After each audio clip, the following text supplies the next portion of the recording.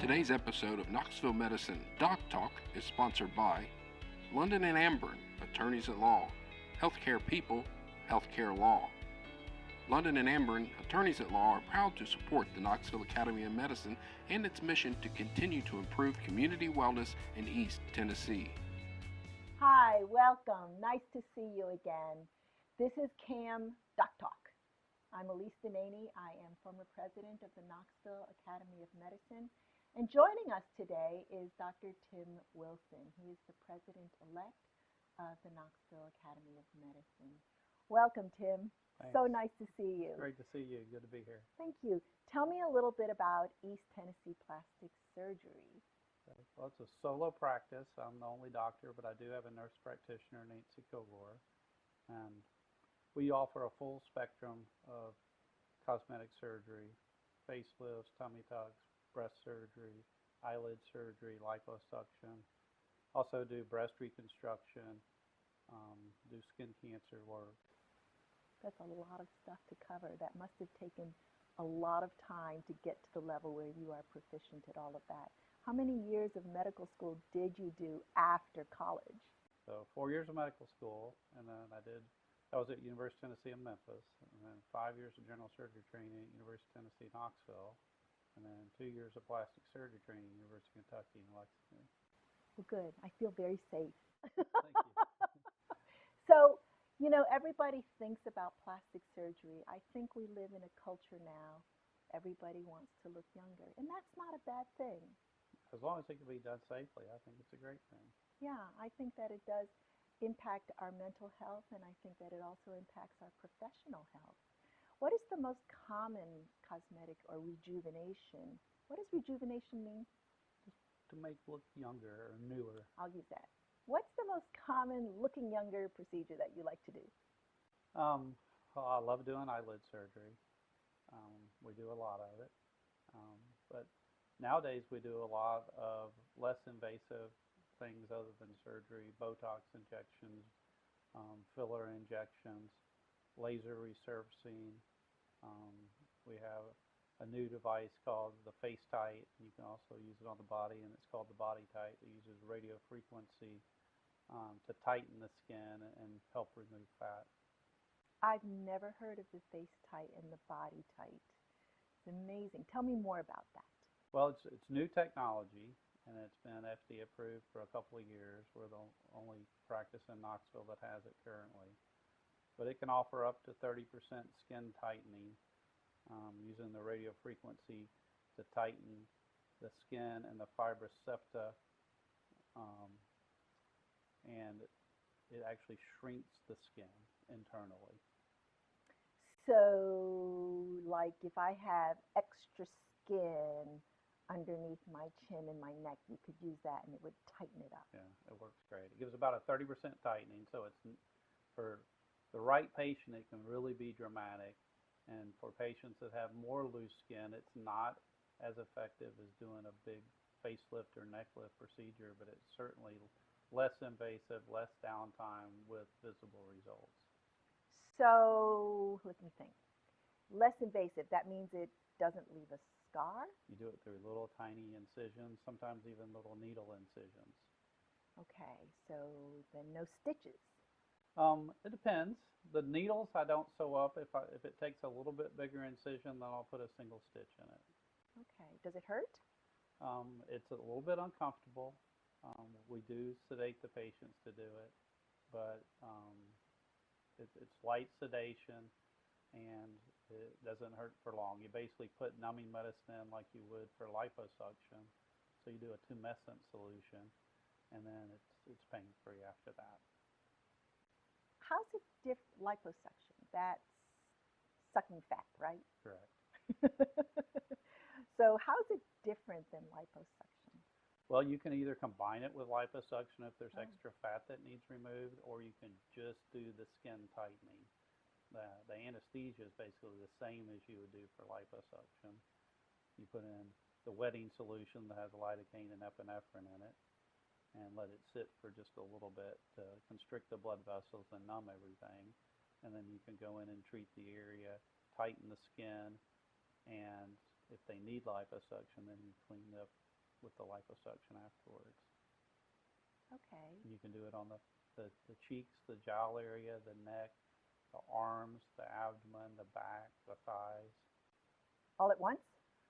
It'd be a lot to do all at once because the downside to this machine, from my perspective, is that it's a little slow. It takes time, Okay. and so there's only so many areas you can try to do in one setting. Okay. But the neck and the face go pretty quick. The arms and the belly and the bigger areas take longer. Okay. And it's nicer than like a full facelift because you don't have. Much less risk. There's not big incisions. There's very little risk of hematoma, less risk of infection, less risk to the facial nerve. So like some people, you get that saran wrap look, and that's less possible with face Yeah, type. you're not going to see that with this. Nice. So if I had the face type done, then how long do I have to take off work? Most people are going to be out probably a week. There's going to be a little bit of bruising, a little swelling. I keep you in compression for 4 days if we do the neck. Okay.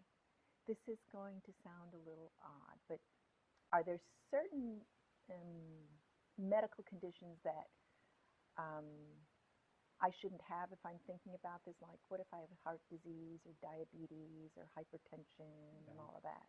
Well, I think if your medical conditions are well controlled and you're an acceptable candidate for any surgery, then this is fairly minor and low-risk procedures. Okay. I think that you might have an instrument to show us. I do.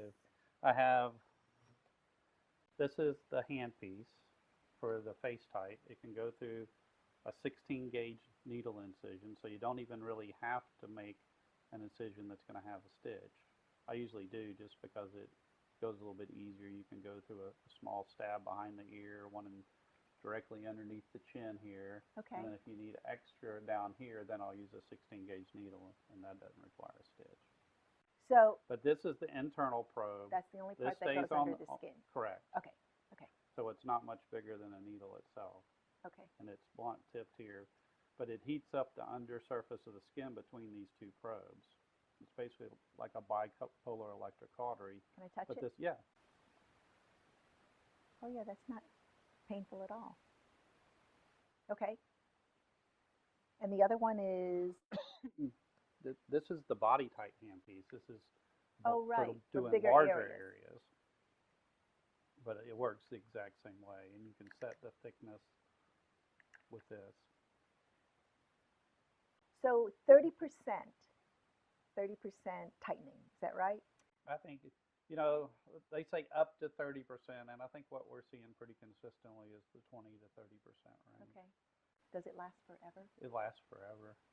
Oh, that's nice. So I don't have Yeah. to redo this again. Well, it lasts forever. The results that you get last forever. It's sort of a reset on the aging process, but you're going to continue to age. Gravity's going to continue to work on you. So I have to reset 5 years. Every 5 years I have to. Correct. You can do the reset. Okay, you mentioned that one of your favorite things to do is eyes.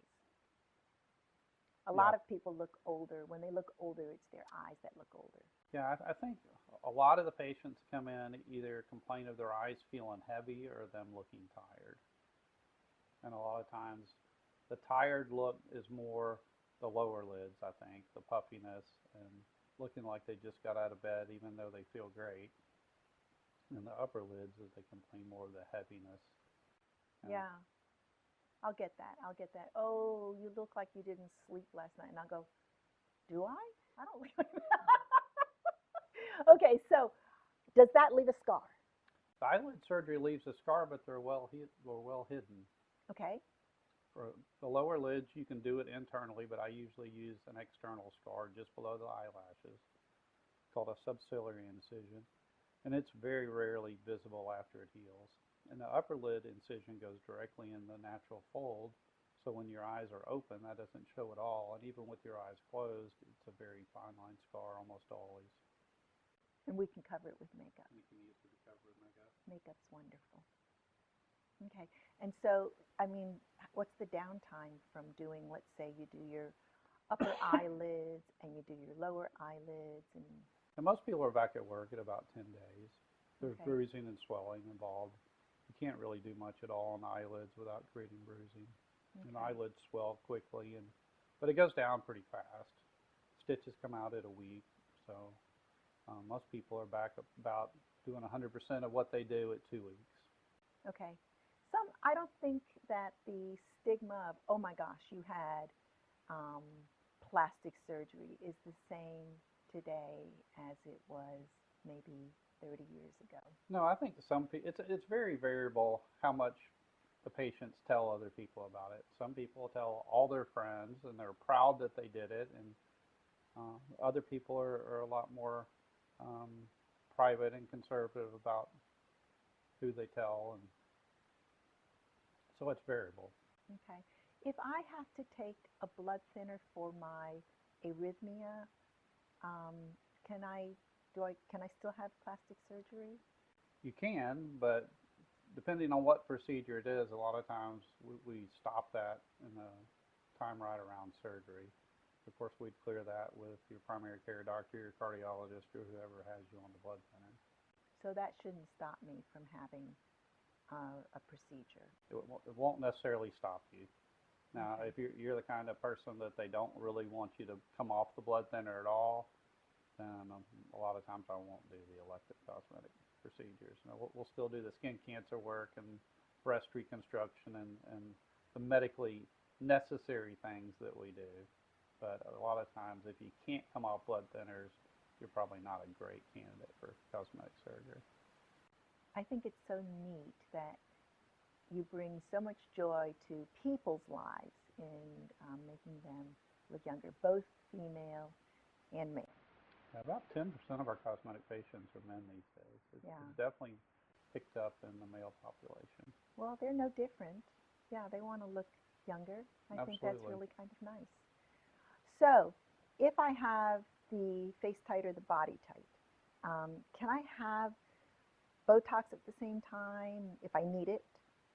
Yeah, my preference would be to do your Botox at your first post-operative visit because that the company in their um, pamphlet says that you're not to lie down for 4 hours after Botox, and most of the time patients are going to leave my office and go back home and lie down. Oh, okay. What about something to fill a wrinkle? Yeah, the fillers are fine. You can do Okay, that at the same time that you have another procedure. That's common. okay. So, what is a filler? Most of the fillers that we use are made from hyaluronic acid, which is naturally occurring protein in all the cells. Um, and they've come up with different formulations of various viscosities and amount of cross-linking they have of the molecules. And most of the fillers you're injecting into the deep dermis to help plump up the nasolabial folds or smile lines or the marionette lines coming down from the corner of your mouth. And it works great. Some of the newer fillers are actually using to produce volume in the cheeks, and you inject those deep. But they're also hyaluronic products. There's other um, things that have been used, um, but I think hyaluronic acid is by far the most popular filler. Okay, And the two big trade names are Juvederm and Restylane.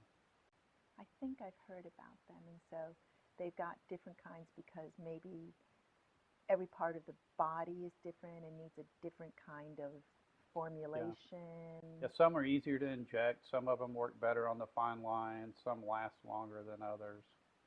Is it expensive? They're not real expensive, but they're not inexpensive.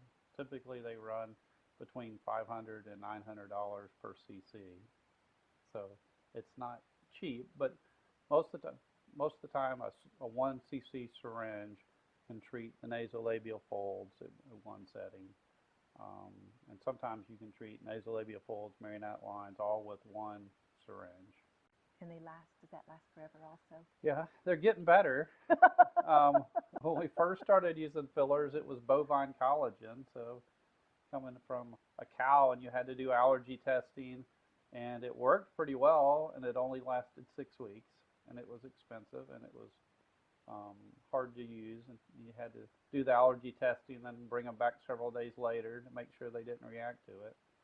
Well, now they last anywhere, with the hyaluronic acids, last anywhere from 6 months with the thinnest forms of them that we use in the lips or in the fine lines, and then some of the newer ones are lasting 18 to 24 months.